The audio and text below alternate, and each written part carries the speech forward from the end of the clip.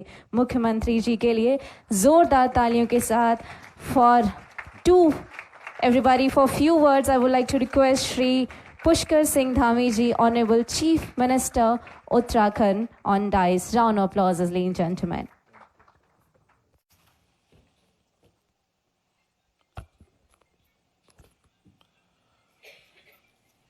Uttarakhand global investor summit curtain raiser आज के इस कार्यक्रम में मंच पर यहाँ पर उपस्थित हमारे राज्य के मुख्य सचिव Shri doctor S Sandhu ji, additional chief secretary Shrimati Radha Raturi ji, Shri Anand Vardhan ji और CII नॉर्दर्न रीजन के चेयरमैन और उत्तराखंड में जिनका एक बड़ा निवेश पहले से ही है, आप सभी को उन्होंने बताया भी यहाँ से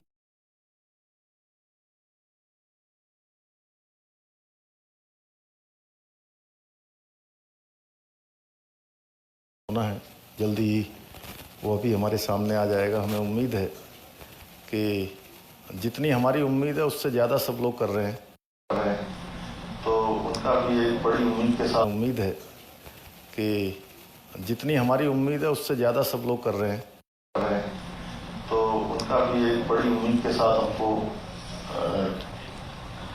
इन्वेस्टमेंट उत्तराखंड के लिए आएगा। यहाँ पर आए हुए हमारे सभी अधिकारीगण, सभी हमारे अतिथिगण, विभिन्न समूहों से आए हुए हमारे सभी लीडर्स और सभी मैं कहूँ कि सभी हमारे वरिष्ठ पत्रकार मित्र जो समूह भी चलाते हैं और जिन्होंने पत्रकारिता से अपने जीवन को शुरू किया है, सभी आए हुए समूह के हमारे प्रतिनिधिगण, मैं सबसे पहले तो आप लोगों ने जिस धैर्य से लगातार, मैं देख रहा हूँ कि 11 बजे लगभग सब आ गए थे और तब से लेकर जितने लोग शुरुआत में थे उतने ही लोग समापन तक हैं क्योंकि अब समापन होने ही वाला है। तो मैं आप सबकी जो धैर्य शक्ति है उसको भी प्रणाम करता हूँ और उत्तराखंड राज्य के मुख्य सेवक होने के नाते आप सभी का आज के इस कार्यक्रम में बहुत अपनी तरफ से स्वागत करता हूँ, अभिनंदन करता हूँ। और सचमुच आज हिंदी दिवस भी है, हिंदी दिवस की भी मैं आप सभी को शुभकामनाएं देता हूँ। उत्तराखंड देश का मुकुट है और धामों की भी पुण्य भूमि है और मैं उत्तराखंड का मुख्य सेवक धामी हूँ।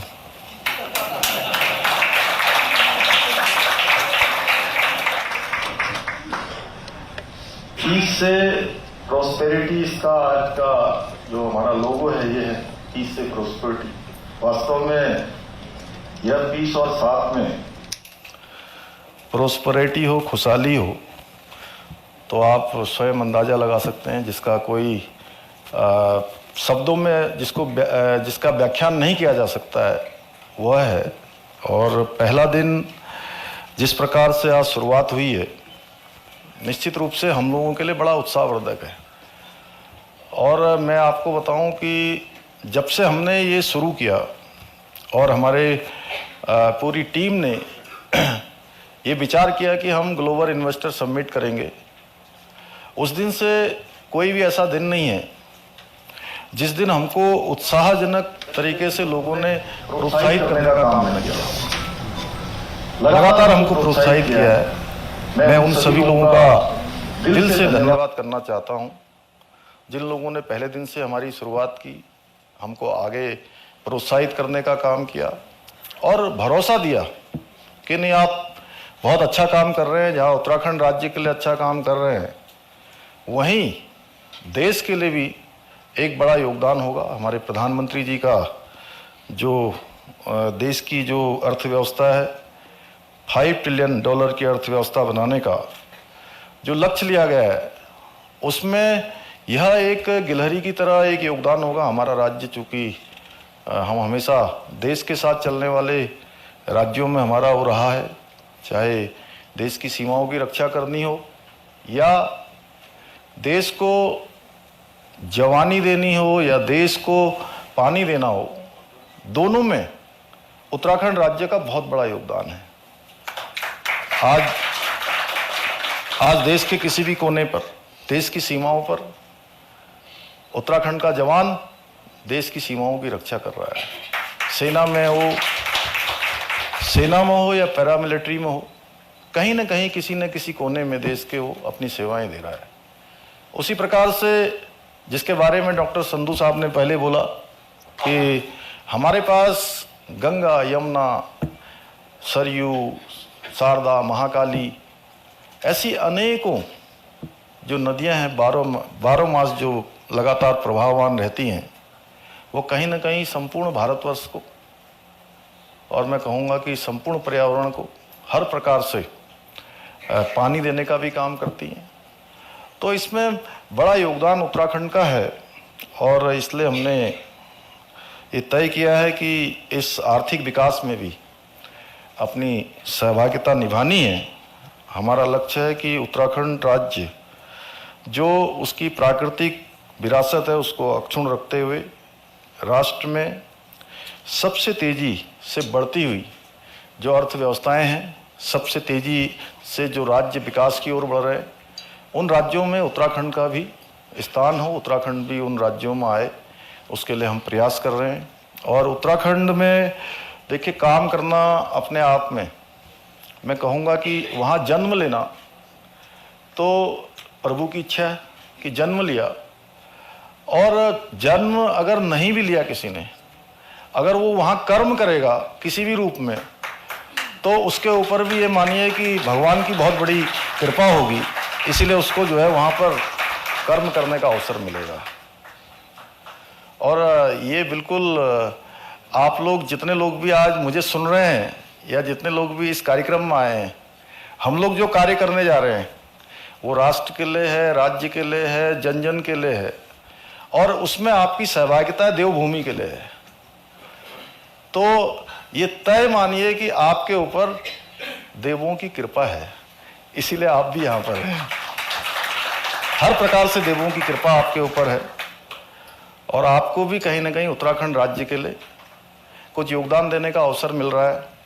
और उत्तराखंड देवभूमि है, हम सभी लोग भली भांति जानते हैं, जहाँ गंगा, यमुना, अनेकों जो नदियाँ हमारे यहाँ से निकलती हैं, चारों धाम हैं। इसके अलावा हमारे यहाँ आदि कैलाश से लेकर पूरा मानस खंड है, और उस मानस खंड को भी निकट भविष्य में हम बहुत तेज़ी से एक सर्किट बनाकर मानस खंड मंदिर माला मिशन, वो हमने अपना लक्ष्य लिया है। उसके अंतर्गत जैसे आज चार धाम हैं, उसी प्रकार से चार धाम की तरह कुमाऊं क्षेत्र के जो हमारे पुराने धार्मिक स्थल हैं, पौराणिक स्थल हैं, उन सभी को एक सर्किट के तहत उन सब का निर्माण, पुनर्निर्माण, उनका विस्तार करने का भी हमने संकल्प लिया है। उस दिशा में हम आगे बढ़ रहे हैं। जहाँ यह राज्य पर्वतों से आच्छादित है, पर्वतमालाएं हैं, और हमारा 71%, संधू साहब ने बहुत विस्तार से उसको नहीं बताया क्योंकि वो टाइम देख रहे थे, वहाँ पर मैं देख रहा था, तो वो कह रहे थे कि non polluted region of NCR Uttarakhand को। तो आप ये सोच सकते हैं कि पूरे हिंदुस्तान में उत्तराखंड जैसा दूसरा राज्य, मैं नहीं कह रहा हूँ कि वैसे तो पूरा भारत देवभूमि है, शास्त्रों में और हमारे धार्मिक ग्रंथों में सभी में कहा गया, पूरी जो भारत भूमि है वही देवभूमि है। लेकिन उत्तराखंड विशेष रूप से जिस प्रकार का है, नदियों से आच्छादित, वनों से 71% हमारा जो भूभाग है वो वनों से आच्छादित है, 71%। तो आप सोच सकते हैं कि वहाँ व्यक्ति अगर इन्वेस्टमेंट करेगा, वहाँ किसी काम को करेगा या हेल्थ वेलनेस के लिए भी आएगा, तो अपने आप में उसको वैसे ही नैसर्गिक रूप से, प्राकृतिक रूप से अनेकों प्रकार की ऊर्जाएं प्राप्त हो जाएंगी। वो एक तरह से ऊर्जा का स्रोत है। वो ऋषियों की भूमि है, मुनियों की भूमि है, तपस्वियों की भूमि है। और पहले के समय में जो हम आज सनातन की बात करते हैं, तो उस समय में इतने सारे यज्ञ, इतने सारे मंत्र उस भूमि पर हुए हैं, और मंत्र और शब्द ये कभी समाप्त नहीं होते हैं, ये हमेशा विचरण करते रहते हैं और उसकी शक्ति हमेशा बनी रहती है। निकी जी, आप बहुत ध्यान से सुन रहे हैं आज मुझे। तो ये शब्दों की जो ताकत है वह भी हमारे यहाँ के जो वायुमंडल है, उस वायुमंडल में है।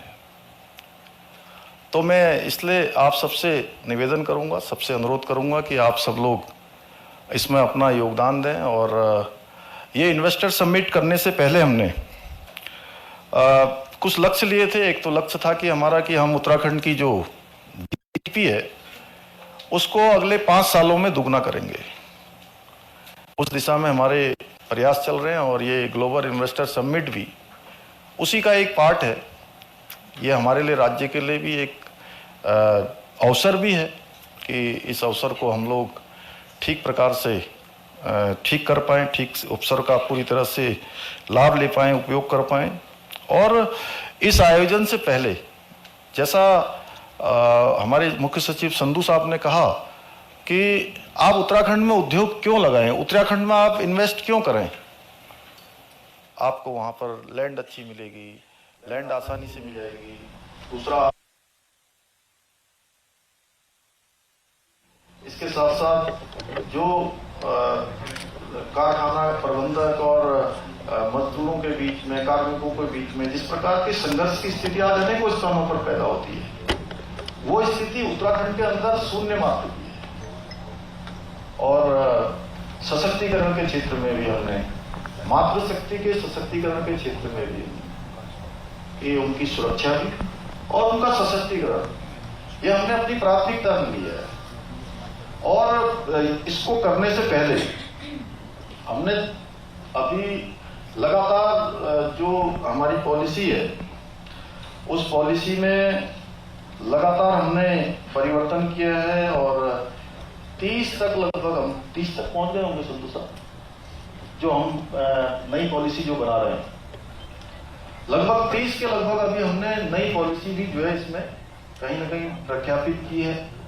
उसमें प्रमुख रूप से जो टूरिज्म पॉलिसी है, जिसके बारे में अभी कविंदर जी ने बहुत कम शब्दों में, और मैं कहूँगा तो शायद उतना उसका इफेक्ट ना हो जितना इन्होंने बहुत कम शब्दों में कहकर आप लोगों के सामने बात करी। मैं इनका धन्यवाद करता हूँ। हमारे ब्रांड एम्बेसडर हैं आप सब लोग। और एमएसएमई पॉलिसी है हमारी, स्टार्टअप पॉलिसी है, लॉजिस्टिक पॉलिसी है, और जो निजी औद्योगिक संस्थान की स्थापना के लिए भी हमने नई नीति, इन सभी को इसमें शामिल किया है। इसके अलावा जो पहले से हमारे यहाँ पर बहुत सारे, हमारे यहाँ पर पहले से भी काफ़ी सारे औद्योगिक समूह जो पहले से काम कर रहे हैं, उनकी सुविधा के लिए, उनके अंदर के जो उनका कैंपस है, उस कैंपस के एरिया को भी विस्तार करने के लिए हमने जितना मैक्सिमम उनको दिया जा सकता था, जितना सेफ्टी पर्पस से जो जरूरी है, उसके अलावा उसमें भी हमने संशोधन किया है। और समय समय पर जो आप सबके द्वारा, उद्योग समूह के द्वारा जो हमको जो भी जिस प्रकार की भी हमको अपने सुझाव दिए गए हैं, उन सभी सुझावों पर हम काम कर रहे हैं और बहुत दिल खोलकर काम कर रहे हैं। और मुझे तो ऐसा लगता है कि हमारी टीम संधू साहब के नेतृत्व में जिन्होंने ये काम किया है, 6000 एकड़ का लैंड बैंक जो बनाया है, ये लैंड बैंक भी हमको लगता है कि कम पड़ने वाला है, हमें और ढूंढना पड़ेगा। जिस प्रकार से हमको जो हमने एक लक्ष्य रखा था, एक टारगेट हमने रखा था कि हम 25,000 करोड़ की ग्राउंडिंग करेंगे इस प्रोग्राम के समारोह से पहले, लेकिन जिस प्रकार से हमको मिला, हम 25,000 करोड़ तो अभी पहुंचने ही वाले हैं और इससे ज़्यादा भी हो जाएंगे। मुझे लगता है कि इसके जस्ट डबल के आसपास हम ग्राउंडिंग पर पहुंचेंगे। क्योंकि बड़ी संख्या में लोगों ने उत्तराखंड आने की जो है अपनी इच्छा व्यक्त की है।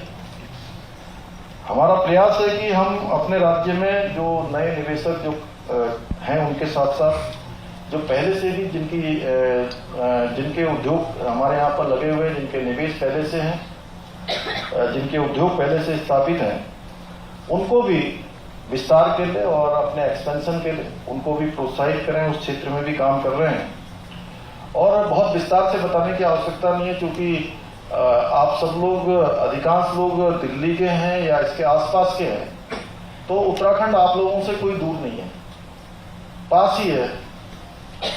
यहाँ से जितनी देर में मैं समझता हूँ एक कोने से एनसीआर के दूसरे कोने में आप नहीं पहुंचेंगे, उससे पहले आप देहरादून पहुंच जाएंगे या हरिद्वार पहुंच जाएंगे या ऋषिकेश पहुंच जाएंगे। तो बहुत आसानी है एकदम से, और आने वाले टाइम में ये दूरी और बहुत कम होने वाली है। मतलब दूरी तो उतनी रहेगी, समय बहुत कम होने वाला है, समय कम होने वाला है। ये समय कुल 2 घंटे का होने वाला है।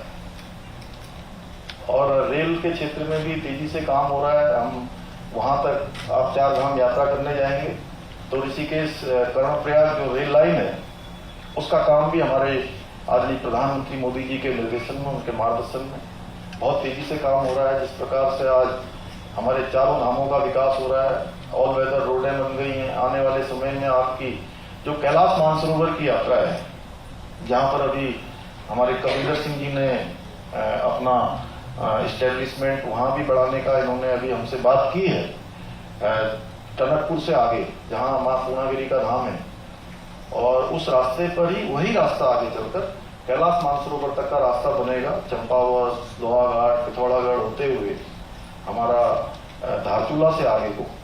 और अब वो दिन दूर नहीं है। जिस प्रकार से आज सरकार रोडों को लेकर गंभीर है, आने वाले समय में 4 धाम की तर्ज पर ही वहां का भी जो है सड़कों का जब निर्माण हो जाएगा तो सड़क मार्ग से वहां हम लोग जा पाएंगे। तेजी से उस पर भी काम चल रहा है। आप सब देख ही रहे हैं कि केदारनाथ जी का 2013 में जब आपदा आ गई थी, आपदा के बाद जिस प्रकार से वहां पर क्षति हुई थी, आज नया केदार बन गया है।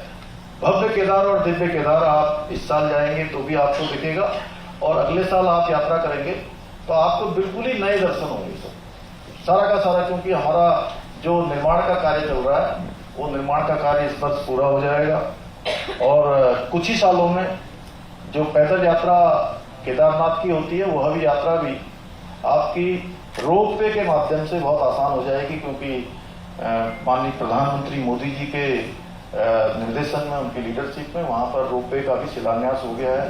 हेमकुंड साहब जाना बहुत कठिन होता था, और हेमकुंड जाने के लिए भी आने वाले टाइम में आपको अब वो 3-4 दिनों की जो कठिन यात्रा थी वो यात्रा भी कुछ ही घंटों में पूरी हो जाएगी। तो ये सारे के सारे काम बहुत तेजी से आगे बढ़ रहे हैं। हमने भी उत्तराखंड सरकार की तरफ से भी, जैसे हमने 2 नए शहर बनाने का भी हम लोगों ने लक्ष्य लिया है, संकल्प लिया है, और 2 नए शहर हम मैदानी क्षेत्र में जो बना ही रहे हैं। जैसे अमृतसर कोलकाता कॉरिडोर का काम तेजी से चलने वाला है। इसके अलावा उसी के आसपास, खुर्पिया टाउन के आसपास हमने जमीन खोज ली है। 1000 एकड़ से भी ज्यादा लैंड है उसमें। महुआ जो भारत सरकार की योजना है उसमें भी हमको धनराशि देने का यहाँ से एक तरह से सैद्धांतिक रूप से सहमति हमको प्राप्त हुई है। लेकिन उसके अलावा पर्वतीय क्षेत्र में भी हम 2 शहर अलग से बना रहे हैं। 2 मंडल है हमारे यहाँ, कुमाऊं मंडल और गढ़वाल मंडल। दोनों ही मंडलों में एक नया शहर बनाने का भी हम लोगों ने संकल्प लिया है। ऐसे अनेकों कार्यों को हम आगे बढ़ा रहे हैं। हरिद्वार और ऋषिकेश जो विश्व प्रसिद्ध हमारे धाम है, गंगा जी के तट पर हैं, तो जहां ऋषिकेश और हरिद्वार में गंगा कॉरिडोर बनाने का भी हमने लक्ष्य लिया है। और ये लक्ष्य हमने टाइम बाउंड किया है कि हम 2026 तक इसको पूरा करेंगे। जैसे गंगा जी पर हरिद्वार बसा है, ऋषिकेश बसा है, बड़े स्थान हैं, बड़े शहर हैं, उसी प्रकार से एक समय में महाभारत काल के समय में यमुना जी में हरिपुर धाम हुआ करता था। और ये कालसी के पास विकासनगर से थोड़ा आगे, उस स्थान पर हमने हरिपुर धाम बनाने का भी संकल्प लिया है और इस बार जन्माष्टमी के दिवस पर हमने उसका शिलान्यास कर दिया है। आने वाले समय में आपको यमुना जी के तट पर भी ये एक पूजा स्थल जहाँ पर तुलिंग जी पूजा हुआ करेगी और आरती होगी, वो शुरू हमने करवा दी है। तो ऐसे नए नए स्थानों को हम कर रहे हैं। और इसी प्रकार से टनकपुर में महाकाली जी आती हैं ऊपर से, वहाँ हमने राफ्टिंग का काम शुरू किया है। इस बार राफ्टिंग शुरू हुई है, अभी नेशनल राफ्टिंग भी वहाँ होने वाली है। और नेशनल राफ्टिंग के साथ साथ शारदा जी में शारदा आरती भी हमने प्रारंभ की है। और आपको मैं बताऊं कि जहाँ 4 धामों में हमारे हर वर्ष लाखों की संख्या में श्रद्धालु आते हैं, पर्यटक आते हैं, इस वर्ष अभी तक हमारे लगभग 40 लाख की संख्या क्रॉस होने वाली है। जबकि पिछले 2-2.5 महीने 3 महीने आपने देखा है हम किन स्थितियों से गुजरे हैं।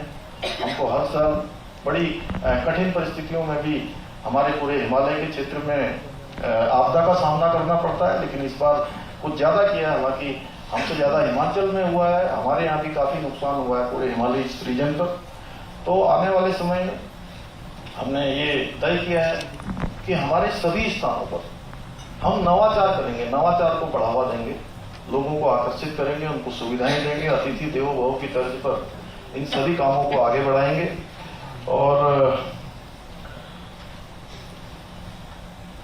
अभी पिछले दिनों हमारे यहाँ पर जो उत्तराखंड के अंदर कुछ काम हुए हैं लॉजिस्टिक को मजबूत करने और व्यापार को आसान बनाने के लिए। अनेक प्रकार की जो बुनियादी ढांचा परियोजना है वो भी हमने शुरू की है। निर्यात को बढ़ावा देने के लिए स्टेट ऑफ आर्ट के रूप में ICD व LCS की स्थापना की है। राज्य में जो हमारा नोडल विभाग है सिक्कुल, जो इन सभी कामों को नोडल एजेंसी के रूप में आगे बढ़ा रहा है, उसमें भी लगातार हम नवाचार कर रहे हैं। अत्याधुनिक औद्योगिक जो स्थान है, वो क्षेत्र हैं, नए एरिया हैं, उन सभी को नोटिफाइड भी कर रहे हैं। काशीपुर आप सब जानते हैं, वहाँ पर अरोमा पार्क हमारा बन गया है। सितारगंज में प्लास्टिक पार्क है, बड़ा सिक्कुल है। काशीपुर में एक electronics manufacturing cluster, Amritsar Kolkata industrial corridor जो है वो बहुत जल्दी हम उसको भी धरातल पर उतारने वाले हैं। इसके साथ साथ मैं आपको एक जानकारी और देना चाहता हूँ कि उत्तराखंड राज्य ने जो हमारे राज्य में उत्पादित 9 उत्पाद हैं, जिनमें GI टैग जिनको हासिल हुआ है, उन GI टैगों में चूंकि आप लोगों को नया नाम लगेगा, लेकिन मैं सोचता हूँ कि मेरे लिए भी इससे अच्छा स्थान और कौन सा हो सकता है जहां में राज्य के अंदर होने वाले ऐसे उत्पाद जो पौष्टिक रूप से, हर प्रकार से, हर दृष्टि से बहुत ही महत्वपूर्ण है, उन सबको आपके सामने जरूर बताऊं। कुमाऊं में एक चूरा ऑयल होता है, उसको GI टैग में स्थान मिला है। मुंशियारी क्षेत्र जो कि हिमाचली क्षेत्र है, उस क्षेत्र का राजमा है। भोटिया दन, एपड़ है, रिंगाल है, ताम्र उत्पाद है, थुलमा है, तेज पत्ता है तथा बासमती चावल है। और इसके साथ साथ राज्य सरकार द्वारा नेटल बिच्छू घास, आप लोग सोच रहे हो कि बिच्छू घास क्या होता है, बताइए। चुपती है गलती से लग जाए तो वो दर्द होता था। हाँ, सब्जी भी बढ़िया बनती है। वाह, चलिए बहुत बढ़िया है। तो बिच्छू घास का पिछोड़ा, आर्टिस्टिक कैंडल, मुखौटा एवं मंदिर प्रतिकृति आदि कुछ और भी उत्पाद हमने GI टैग के लिए, उसके लिए भी अनुरोध किया है, वहाँ निवेदन किया हुआ है। और उद्योग जो नीति आयोग द्वारा 2022 की जो तैयारी सूचकांक है, उस तैयारी सूचकांक में भी राज्य जो हमारा है, हिमालयी राज्यों में हमको पहला स्थान प्राप्त हुआ है। जबकि उस हिमालयी राज्यों में तो पहले स्थान पर, और पूरे देश में भी 9वें स्थान पर हमारा राज्य है। उद्योग संवर्धन और आंतरिक विभाग की जो लीड्स रैंकिंग है उसमें हम 2022 की रैंकिंग में उत्तराखंड राज्य अचीवर्स की श्रेणी में शामिल हुआ है। इसी प्रकार स्टार्टअप रैंकिंग में भी हम लीडर की श्रेणी में शामिल हैं। तो ऐसे अनेकों कार्यों को करने के लिए राज्य में निवेश एवं इसको प्रोत्साहन देने के लिए हमारे उद्योग निदेशालय के द्वारा एक समर्पित, अभी मैं कुछ सुझाव भी यहाँ से आ रहे थे आप सब लोगों के, श्री जैन जी का, दीपक जी का और अन्य लोगों के जो सुझाव आए थे, उसमें एक इन्वेस्टर फैसिलिटेशन सेल की स्थापना की है, जो निवेशकों और जो भी हमारे यहाँ पर काम करने के इच्छुक लोग होंगे उनके लिए वन स्टॉप शॉप के रूप में डेडिकेटेड हैंड होल्डिंग सपोर्ट, जो भी 5 करोड़ से अधिक की निवेश करने वाले उद्यमों के लिए एक डेडिकेटेड रिलेशनशिप मैनेजर की भी सुविधा प्रदान करेगा। और इसके साथ साथ जो हमारे निवेशक होंगे, इन्वेस्टर होंगे, उनकी स्थापना के लिए अपेक्षित जो अनुमोदन है, उसकी स्वीकृति है या ग्रांट जब स्वीकृत करेंगे, स्वीकृति हेतु राज्य में online single window clearance portal की भी हमने स्थापना कर दी है।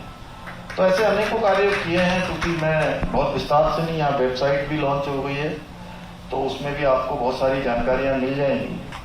मैं आज आप सभी से ये अनुरोध करने के लिए आप सबके समक्ष खड़ा हूँ कि हम लोग जो काम कर रहे हैं ये राष्ट्र कार्य भी है, ये देव कार्य भी है, क्योंकि देवभूमि के लिए और राष्ट्र के लिए हो रहा है।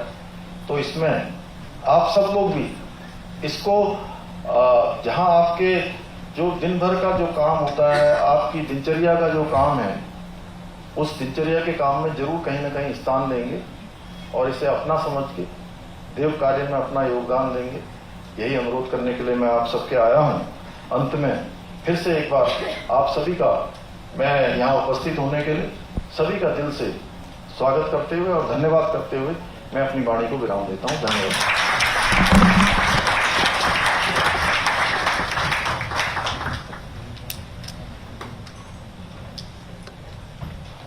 Well, thank you very much, sir, for your empowering at the same time informative session. Can